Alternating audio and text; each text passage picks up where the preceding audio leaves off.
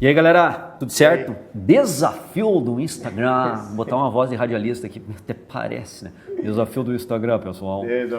Desafio do Instagram. Olha só, e aí, já tá acompanhando o desafio do Instagram? Tá vendo as lives aí no domingo de manhã, às 8 da manhã? Não, às 10 da manhã, rapaz. Domingo às 8 não vai ter ninguém, não vai ter quórum, não adianta.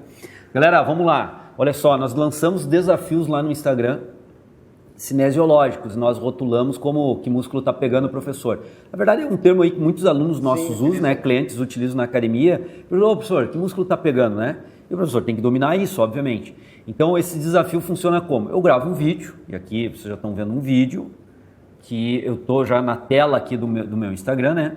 É um vídeo executando um exercício, certo? Já sofrendo aqui porque eu estou nas últimas repetições. O pessoal vai dizer que eu vou morrer porque eu mexi um pouquinho o ombro ali. Mas tudo bem, depois nós vamos discutir isso aí, tá? Mas você não morreu? Não, mas não morri, estou vivo ainda, né? Não morri, porque eu mexi um pouquinho o ombro lá e ainda estou vivo, né?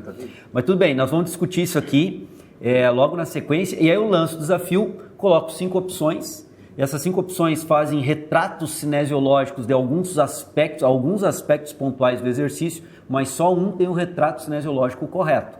Não é uma dissecação cinesiológica como nós fazemos aqui, são alguns retratos cinesiológicos. E aí nós vamos ver isso, isso está lá, e a galera tem que optar. E aí dá uma interação bem legal com o pessoal. O pessoal comenta, discute, eu vou lá e interajo também, diz, pensa tal coisa, pensa bem, será que pensou certo aqui? Né? Até quem está certo ainda pergunta assim, tem certeza? Tem cara que fez... aquela pulguinha, ele muda. E assim, os caras estão certos na opção, né? Fizeram uma análise até legal. Tem certeza? Aí eles já ficam, né? Professor, não sei, quem sabe? Não sei se devo, não sei se posso, não sei se quero. Já fica bem louco, né? já se perde. Mas é legal pro cara ter certeza mesmo, tá convicto? Tô convicto, professor, a minha análise é isso aqui. Se tiver alguma coisa errada, vamos debater, vamos discutir. E aqui agora no YouTube e no nosso canal, no nosso site, não sei se você está nos vendo no site ou no canal, é para eternizar, porque lá no Instagram fica o desafio e a live vem com uma resposta. Só que a live não fica eternizada, aqui fica eternizada. Então aqui é o objetivo de eternizar. Então nós vamos eternizar essa análise logo depois do que? Vinheta. Tá ganhando para isso, tem que... Só para falar da vinheta.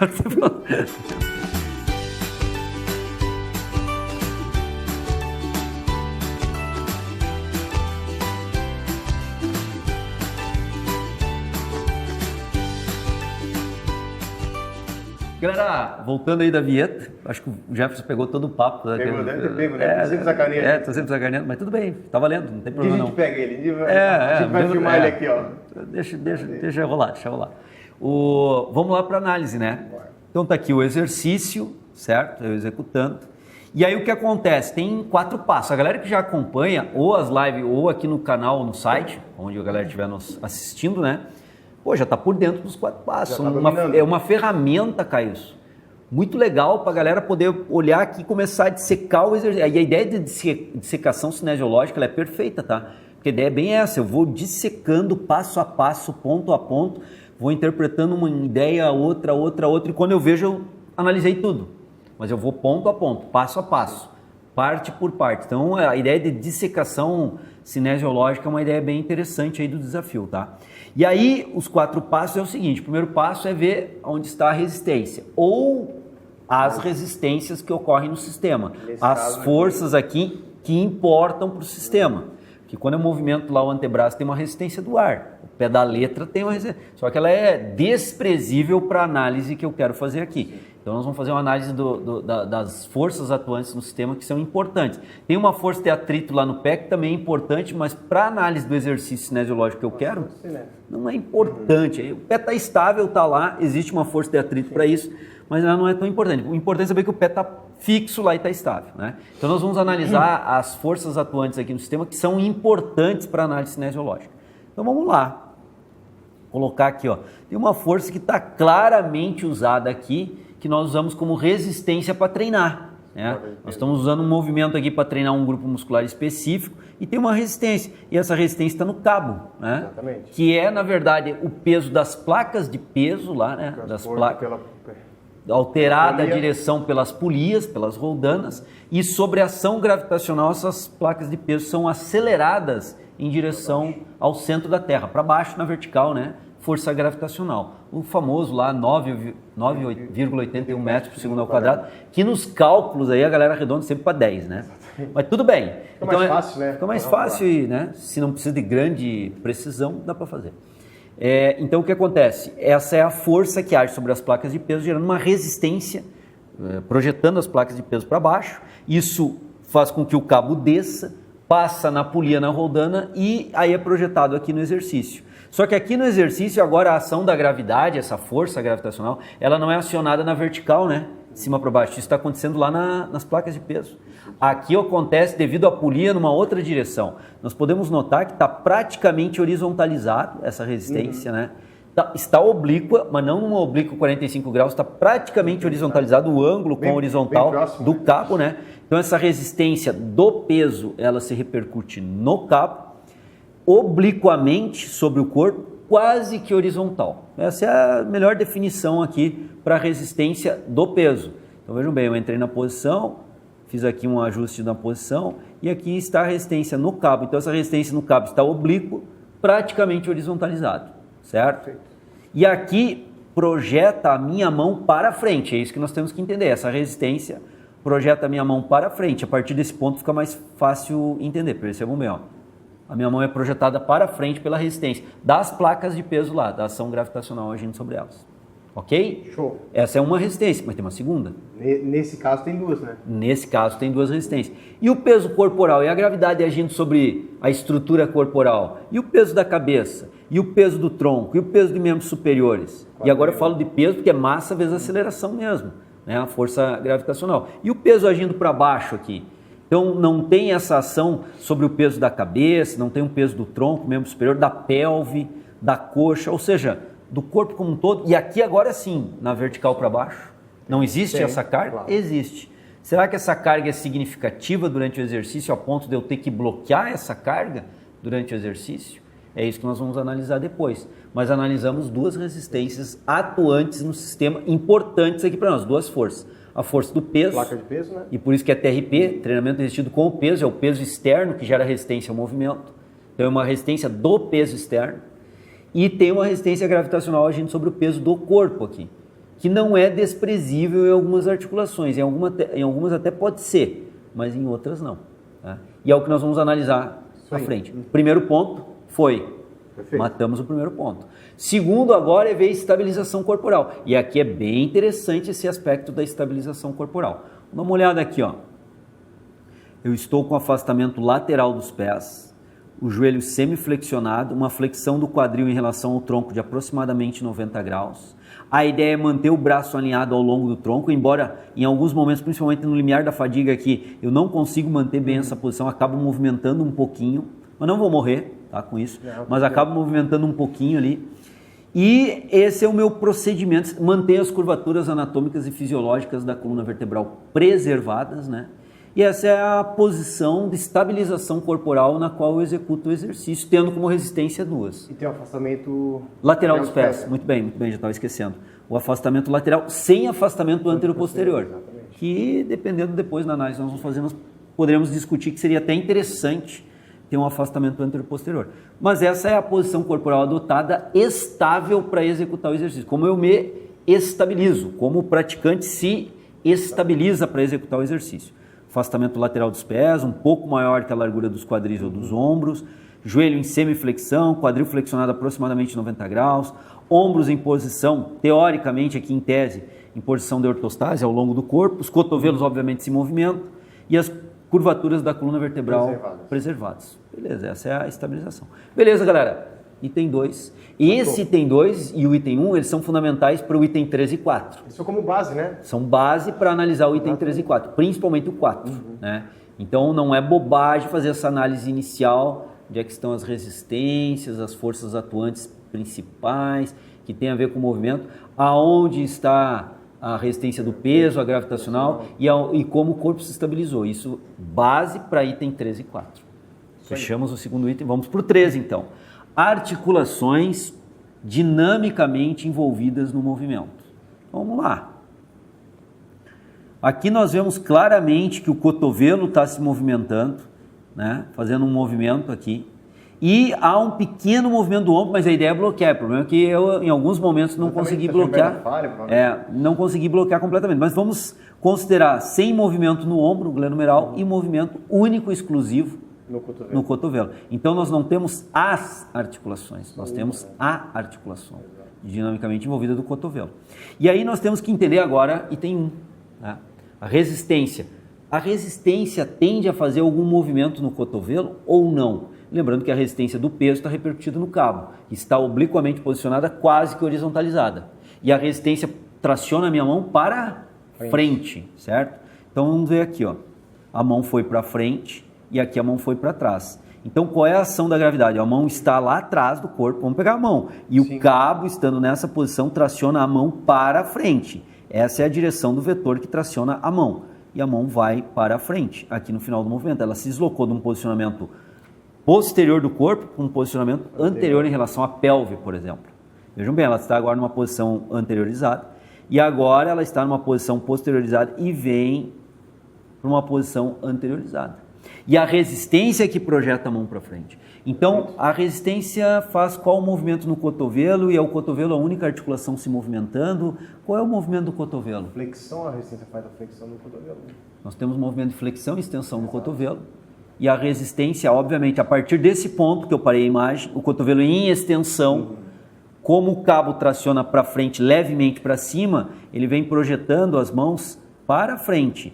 E ao projetar as mãos para frente, qual é o movimento causado no cotovelo? Flexão. Então a resistência gera a flexão do cotovelo. Nós temos movimento de flexão e extensão, sendo que a flexão é gerada pela resistência e o movimento de extensão é contra essa resistência, esse movimento aqui, ó. Ele é contrário à resistência. Então, o movimento contrário à resistência é um movimento causado, produzido pela ação muscular. Né? Então, aqui, ó, eu faço um movimento causado pela ação muscular. Então, a ação muscular estende o cotovelo e a resistência flexiona o cotovelo. Essa é a ideia. Então, analisando que músculo está pegando, professor, conhecimento mínimo, básico de cinesiologia. Tríceps, né? E o ancônio também ali. Ao pé da letra cinesiológico, 2. Tríceps braquial e ancônio fazem a extensão do cotovelo e a gravidade produz a flexão no cotovelo. Tríceps e ancônio fazem a extensão no cotovelo e a gravidade produz a flexão no cotovelo. É isso que está acontecendo dinamicamente ali. Tem 3. E aí nós temos que analisar e entender que o tríceps e o ancônio, então, são músculos dinâmicos, atuando de forma dinâmica, são agonistas. O tríceps é o agonista, o ancônio é o sinergista. Né? E aí nós temos que entender quando que é fase concêntrica e excêntrica deles. E aí aquela discussão, a galera que está vendo os vídeos anteriores já sabe, né? De cor, né? A ação fisiológica muscular é para encurtar, né? Esse é o trabalho fisiológico muscular dos sarcômeros, encurtar o músculo. E quando o músculo gera tensão, faz todo o processo fisiológico para encurtar, e os seus sarcômeros, as suas miofibrilas, as suas fibras, o seu músculo encurta efetivamente, temos a fase concêntrica. Agora, quando ele gera tensão para encurtar, desde o sarcômero, passando pela miofibrila, chegando à fibra, chegando ao músculo, faz tensão para encurtar, mas devido à carga externa, o torque externo ser superior, ele alonga sob tensão, o sarcômero e a fibra alongam sob tensão, isso caracteriza a fase excêntrica do movimento. É uma contração excêntrica e uma contração concêntrica, uma contração excêntrica e contração concêntrica. Há a contração, existe o trabalho fisiológico, há a tensão muscular. Sim. Contração concêntrica e excêntrica. Só que na concêntrica efetivamente encurta e na excêntrica, devido às cargas externas, acaba alongando. Então vamos lá, aqui o tríceps braquial nessa posição de extensão de cotovelo está encurtado. Ele encurta e produz a extensão no cotovelo. Na volta do movimento, percebam bem que ele vem alongando, mas sob tensão. Porque a aceleração da gravidade faria um movimento balístico de flexão do cotovelo. Nós falamos antes. A aceleração da gravidade é 9,81 metros por segundo ao quadrado da aceleração. Então faria uma aceleração de flexão do cotovelo. Mas percebam bem que aqui encurta o tríceps braquial, e na volta vem controlado o movimento, encurta o tríceps braquial e na flexão do cotovelo não é balístico. Exatamente, sempre tem um controle ali, né? Tu usou um termo... Foi excêntrico? Não, tu usou cadência, um movimento cadenciado, né? Controlado. E aí nós usamos muito aqui o termo freio excêntrico. A pessoa vai fazendo um freio excêntrico, um controle excêntrico do movimento. Né? Então, quem é que controla? Quem produz a flexão do cotovelo não é o bíceps braquial. Tanto é que eu botei uma alternativa falando do bíceps braquial, ela está errada. Não precisa do bíceps braquial para flexionar o cotovelo. A gravidade, tensão na corda, no cabo, vai fazer a flexão do cotovelo. O tríceps acaba contraindo e alongando sob tensão, fazendo a contração excêntrica e alongando sob tensão, freando a flexão do cotovelo, impedindo que ela seja balística. Então é o tríceps concêntrico e o tríceps excêntrico. Tríceps concêntrico e tríceps excêntrico. Olhando aqui na imagem, tríceps concêntrico e excêntrico. Tríceps concêntrico e excêntrico. Produz o movimento, freia o movimento. Produz o movimento e freia o movimento. Essa é a ação dinâmica motora do tríceps. Ele é o agonista em fase concêntrica, quando estende o cotovelo, e fase excêntrica, quando flexiona o cotovelo. Então, o tríceps trabalha tanto na extensão quanto na flexão. Então, concentricamente. A todo momento está atuando nesse caso. Hein? Oi?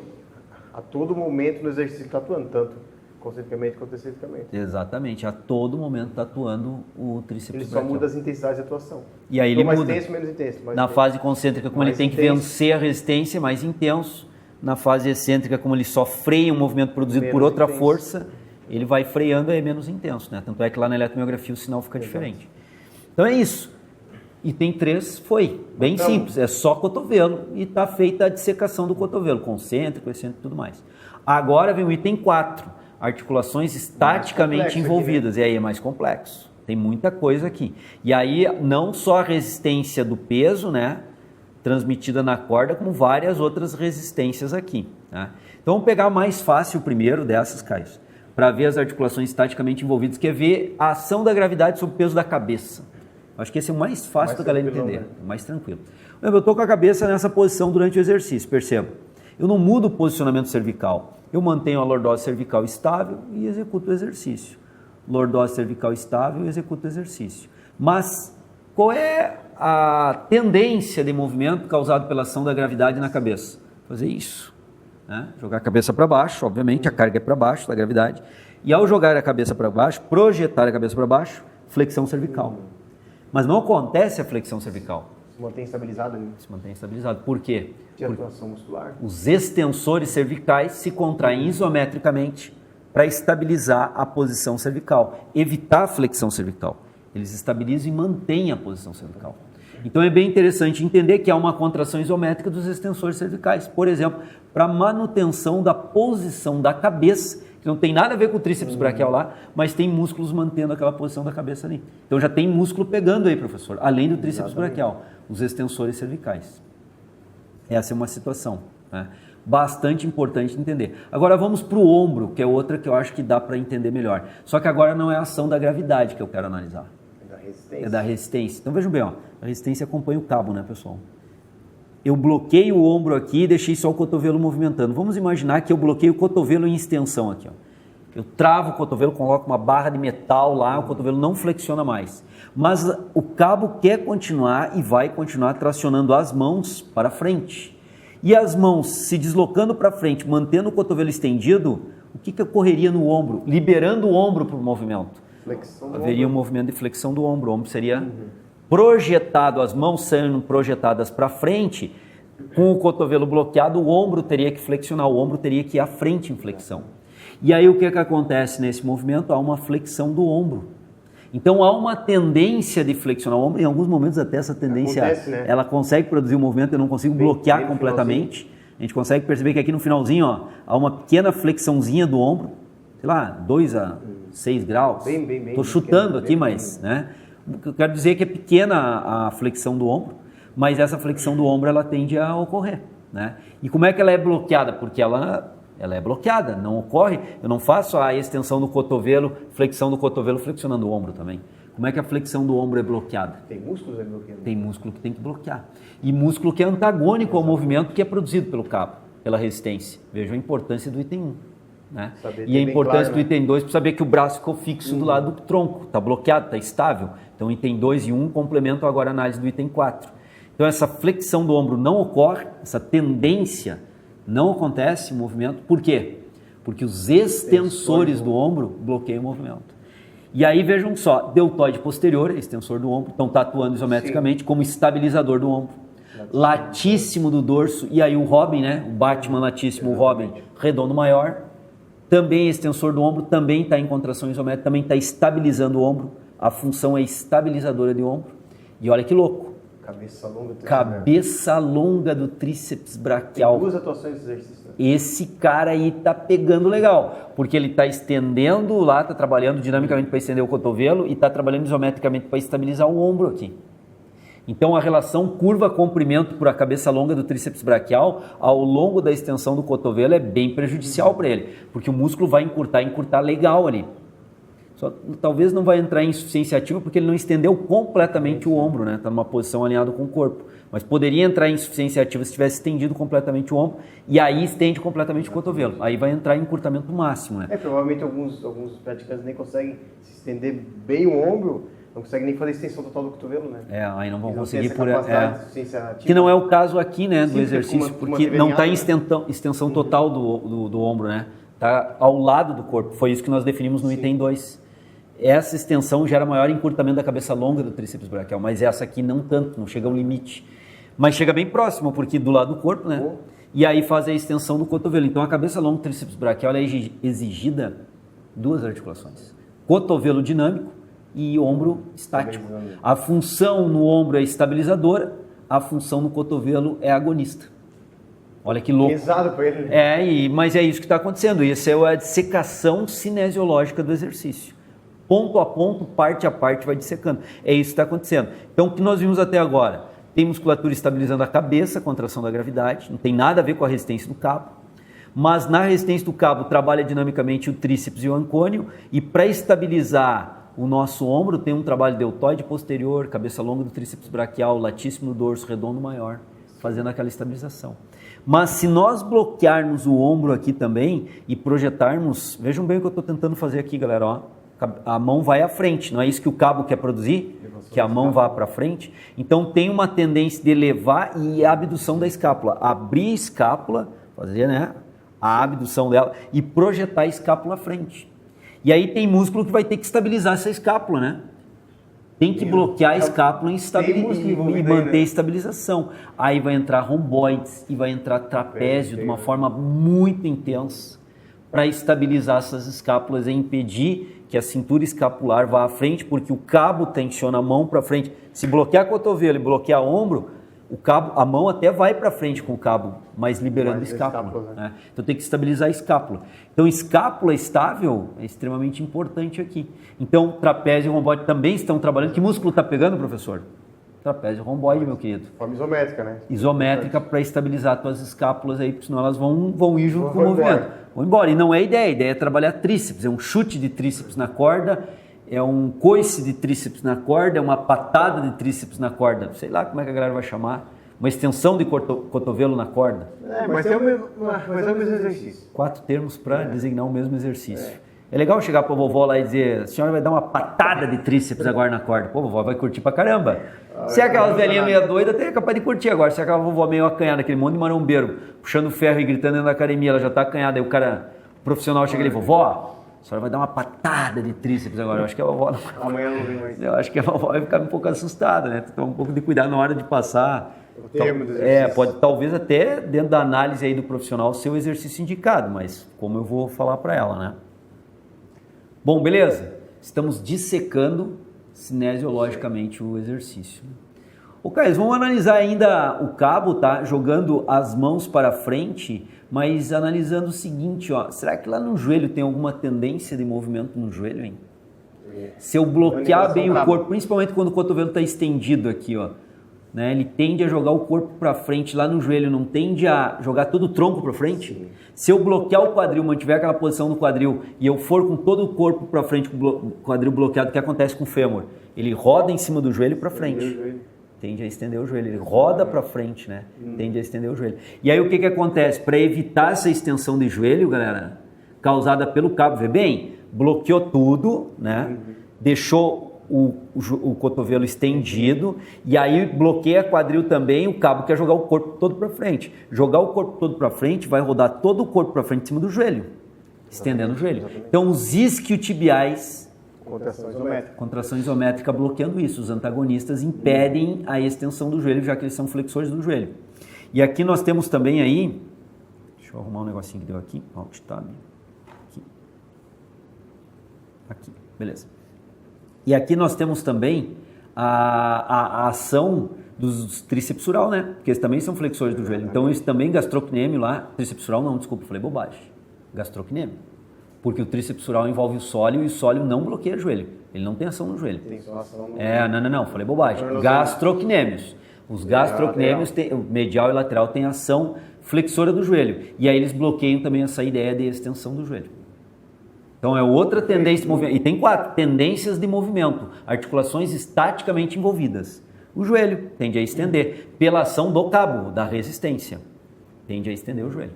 E se eu bloquear o joelho também, bloqueei todo o corpo e vou lá no tornozelo, tem movimento aí. E os pés estão fixos no solo e todo o corpo vai rolar para frente, porque o cabo vai tracionar o tempo todo para frente, né? Essa é a posição dele, ele está quase na horizontal. Bloqueei ombro, bloqueei cotovelo, bloqueei coluna, bloqueei quadril e joelho. Bloco rígido, cara. Bloco rígido. E libero só o tornozelo. A perna, todo o corpo vai rodar para frente. A perna lá no pé, que está o pé, que está a perna, vai rodar para frente. O que vai acontecer? Uma dorsiflexão do tornozelo, se mantiver o pé no solo. Eu acho que no final do movimento, não me lembro se é nesse ou é no aquele outro que nós gravamos, que no final do movimento eu desequilibro um pouco para frente e os pés em contato com o solo, nós percebemos que a perna ela se desloca para frente, aqui todo o corpo vai para frente, se desloca para frente e a perna se deslocando para frente com o pé fixo, ó, fez uma dorsiflexãozinha no final do movimento, quando eu saio do movimento. Então tem uma tendência de dorsiflexão do tornozelo ali. E aí os flexores plantares, aí sim o trícepsural entra. Aí é todo o trícepsural. O sólio está na parada. Isometricamente para estabilizar. E o sólio, então, bloqueia uma tendência lá no joelho e uma tendência forte lá no tornozelo também, de ir para frente. Exato. Então, trabalho o trícepsural também, mas lá no tornozelo. No joelho, é os gastros só e os isquiotibiais. Né? Então, vejam quanto músculo tem atuando aí. Né? Mas tem mais gente aí. Tem mais. Olha só, nós analisamos a tendência de movimento do cabo. Vamos voltar para a gravidade lá, que nós analisamos só a cabeça.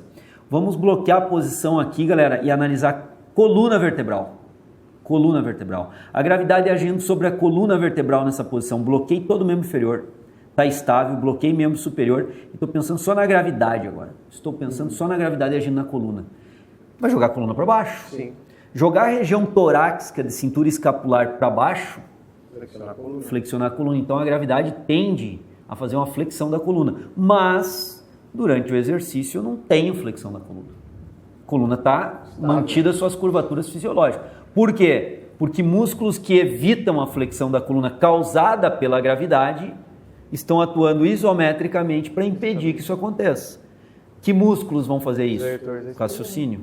Os músculos que estendem a coluna, porque eles vão lutar contra a flexão. E quem é que estende ou hiperestende a coluna? Os eretores da coluna e especificamente na região lombar, o quadrado lombar. Os multífidos também, os rotadores, os intertransversais, os interespinhais, são aqueles músculos mais profundos, pequenos, também vão ajudar a estabilizar a coluna. Músculo ali na coluna. É, aqueles pequenininhos, né? Os multífidos, os interespinhais, os rotadores, os intertransversais também estão estabilizando, junto com os 3 músculos eretores da coluna e junto com o quadrado lombar, para manter a coluna estável contra a gravidade agora, que tende a flexionar a coluna.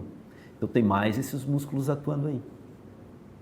Pensando na gravidade ainda, vamos lá para o quadril. O que a gravidade tenta fazer no quadril? Bloqueou a coluna não tem como flexionar, bloqueou, botou uma barra de metal ali e estabilizou a coluna. Mas liberou o quadril, bloqueou o membro inferior, bloqueou, botou barra de metal, não tem como, supondo aqui só para pegar a ideia, né? Liberou o quadril, qual é a tendência de movimento no quadril com a gravidade agindo sobre o corpo? Flexão do quadril. Flexão do quadril. Acentuar ela, que já está em flexão. Ela está nos 90 graus mais ou menos aqui entre tronco e coxa, né? É acentuar a flexão do quadril. E não ocorre. Durante todo o exercício é mantida essa posição de flexão do quadril. Então quem é que está atuando aqui para manter essa flexão do quadril e evitando uma tendência de movimento no quadril, de flexão? Os antagonistas, os extensores. Quem são eles? Glúteo máximo e isquiotibiais. Então os isquiotibiais estão agindo lá no joelho, contra aquela tendência no joelho causada pela carga do peso, e também estão atuando no quadril, porque eles são biarticulares, para evitar que a carga gravitacional agora venha flexionar o quadril, em cadeia fechada. Tem um envolvimento muscular bastante intenso aqui. Embora o músculo agonista seja só o tríceps e o ancônio para fazer o movimento, a musculatura estabilizadora aqui, galera, é músculo pra caramba. E tem um último detalhe, e no joelho? A força da gravidade tende a fazer o quê? Parei aqui, ó. A gravidade quer jogar todo o meu corpo para baixo. Ao jogar o corpo para baixo, tende a flexionar o quadril. Mas se eu bloquear o quadril, o que tende a acontecer no joelho? Flexionar o joelho para o corpo descer, para o corpo ir sobre a ação gravitacional para baixo. Então tem mais uma carga que tende a flexionar o joelho. Por isso que o quadríceps tem uma ação aqui, de manter o joelho naquela semiflexão. Então tem uma força que tende a estender o joelho, que é do cabo, que os isquiotibiais têm que bloquear, e tem a força gravitacional que tende a flexionar o joelho, que é da gravidade, obviamente, aí. E aí tem músculo que tem que bloquear. Então tem que ter um equilíbrio ali, tem umas forças tentando estender, forças tentando flexionar, e a musculatura vai trabalhando conforme a percepção do praticante, os torques vão se alterando ali, vai fazendo esse ajuste fino, né? Vai fazendo um ajuste fino motor para manter o movimento. Então, um músculo é um exercício. Se nós começarmos a olhar desse ponto de vista agora motor, ele é bem complexo. Porque ele tem que estabilizar e no joelho fazer esse ajuste fino. E a mesma coisa no tornozelo, porque a gravidade, o que faz no tornozelo se nós bloquearmos todo o exercício? No tornozelo, para cair, o corpo cair, o tornozelo tem que entrar em dorsiflexão em cadeia fechada de novo. Então, o tríceps sural, ele bloqueia a tendência do cabo de fazer a dorsiflexão e a tendência também do peso gravitacional em fazer dorsiflexão. Então, o tríceps sural é bem exigido no mesmo movimento. O joelho, ora tem uma tendência de extensão, ora tem uma tendência de flexão. Se a gente pensar na aplicação desses exercícios, né, João? É complexo, então talvez é para um avançado, né? Que envolve muita capacidade técnica e de percepção, né? Para estabilizar o corpo. Já deu aí uns 20 minutos de vídeo, acho. Talvez até mais. Nem sei, não contei. Então a galera que está nos acompanhando até agora, a galera quer aprender. Exatamente. Que vídeo curto a galera, né? Agora, quem está aqui agora quer aprender. Então, aplicações agora do exercício. O Caio está falando da primeira aplicação. É um exercício de alta exigência de consciência corporal e coordenação motora para estabilizar tudo. Esse ajuste fino no joelho, porque conforme vai estendendo e flexionando o cotovelo, nós sabemos que o torque vai se alterando pelas alavancas que vão gerando, vão se modificando. O torque alterando, ele muda as tendências de movimento em mais intensa e menos intensa do corpo ir para frente. E isso tem que ser, pelo sistema nervoso central, corrigido a atuação isométrica da musculatura. Difícil, né? Ora mais forte, ora não tão forte, essa contração isométrica, por exemplo, dos isquios lá no joelho. E isso tudo, então, exige uma coordenação motora refinada para o praticante fazer isso, para conseguir estar bem estável no exercício. Isso vale para o ombro também. Dependendo da posição que o cotovelo esteja, o ombro é mais exigido ou menos exigido na flexão. Então, é joelho, é ombro, é quadril, é tornozelo. Coluna, né? Coluna. E isso vai se alterando durante o exercício, não é uma coisa fixa. Porque o torque da resistência vai se alterando devido à alavanca que vai sendo gerada ali. Então, isso é um ajuste bastante importante, refinado, que o sistema nervoso central tem que fazer para estabilizar. Demanda muita coordenação, muita capacidade de entender o movimento, a consciência corporal. Então não é um exercício que pode ser prescrito, por exemplo, para iniciante. Vai complicar muito para o iniciante. Para um avançado já é legal justamente com um desafio motor também para ele. Vai gerar um desafio motor, então é legal isso para o avançado. Olha o desfecho da dissecação cinesiológica no fator prescritivo, né? Na aplicação. Outro fator, se eu estou fazendo exercício para o cliente, eu preciso também emagrecer esse cliente. Então, eu estou fazendo lá um trabalho aeróbio, estou fazendo diversos trabalhos, né, num conjunto, no combo prescritivo para ele, além do trabalho de força, obviamente. Mas se o meu trabalho de força puder potencializar gasto calórico, show! Esse é o caso. E esse é um exercício interessante. Ao invés de botar um tríceps, por exemplo, testa, que o cara está deitado e só está trabalhando lá com o tríceps braquial praticamente, para estabilizar o ombro muito pouco, principalmente se o braço estiver na vertical. Então é muito mais interessante eu colocar esse exercício, porque eu tenho um pool de músculos envolvido aqui, vários músculos envolvidos e estão potencializando o gasto calórico. Estou gerando desafio motor também para esse praticante. Então, eu tenho que avaliar se ele tem condição de desafio motor, mas do ponto de vista de gasto calórico, eu estou potencializando. Isso é importante no cara que visa emagrecimento. E assim, né, João? O personal tendo esse conhecimento cinesiológico, de secar o cinesiologicamente, vai conseguir justificar para o cliente por que selecionou aquele exercício, no caso do emagrecimento, né? Selecionei porque envolve grandes grupos musculares, o movimento é bem maior, potencializa o gasto energético, né? Isso é importante, essa secação cinesiológica, né? Tu colocou outra aplicação aqui para o exercício, que é o cunho pedagógico. Exatamente. Ele vai explicar, ele vai fazer entender, vai dar justificativa para o cliente. Isso é cunho pedagógico, ele está educando o cliente para o exercício, fazendo o cliente entender melhor e até os pressupostos que eu usei para selecionar o exercício para o cliente. Tipo, o cliente quer fazer esse exercício que vê outro cara fazendo. Eu vou dizer, tu não pode fazer, mas por que eu não posso? Eu vou, tem um desafio motor é grande, o envolvimento muscular é grande, tem que ter uma consciência muscular melhor ainda para bloquear algumas articulações que têm tendência de movimento. Então não é um momento ainda para esse cliente aí, está explicando para o cliente que ele não pode fazer aquele exercício. É uma aplicação e de cunho pedagógico agora, educacional. Então teste aí outra aplicação para o exercício. Então quem nos acompanhou até o final, conseguiu ver aí 3 aplicações no mínimo de pensar, selecionar ou não esse exercício. Seleciona ou não? Tem que ter critério. Não é ficar, hoje tu vais fazer esse exercício. Do nada eu vou fazer esse exercício. Não, tem que ter critério. E no mínimo 3 critérios, e a análise cinesiológica criteriosa, como nós fizemos, também vai ajudar a identificar. É interessante a prescrição desse exercício agora, ele é interessante prescrever, mas não é o momento agora, ou esse exercício nunca é interessante para esse cliente dentro dessas condições. Vai ter que avaliar. Tudo depende. Então depende do raciocínio lógico do personal, do profissional de educação física, em analisar se o exercício é ou não interessante ser prescrito. E tudo que nós falamos na videoaula de hoje, que é bem longa, mas é bem aprofundada a análise, vai ajudar vocês a analisar. Então, quem quer vídeo de 8 minutos, 5 minutos, infelizmente nós não vamos contribuir com vocês, né? Acho que vai ter que vazar do Treino em Foco, porque não vamos poder contribuir. Agora, quem quer vídeo qualificado, aprofundado, como esse que vocês estão acabando de ver, nós estamos fechando o vídeo aqui, que discute várias situações, faz uma devassa cinesiológica, uma dissecação cinesiológica, faz aplicação depois no final. Quem quer essa informação, então fica no Treino em Foco. E se você sabe de algum amigo que gosta desse tipo de coisa, quer crescer profissionalmente, quer aprender mais, quer entender mais, indica o nosso canal, indica o nosso site para ele, indica o nosso Instagram, prof_João_Moura, é o meu Instagram. O pessoal entra lá e vai acompanhar as lives, né? É @Caio César, né? Tudo junto. Jefferson Calistenia também, e achamos que é Jean Paulette.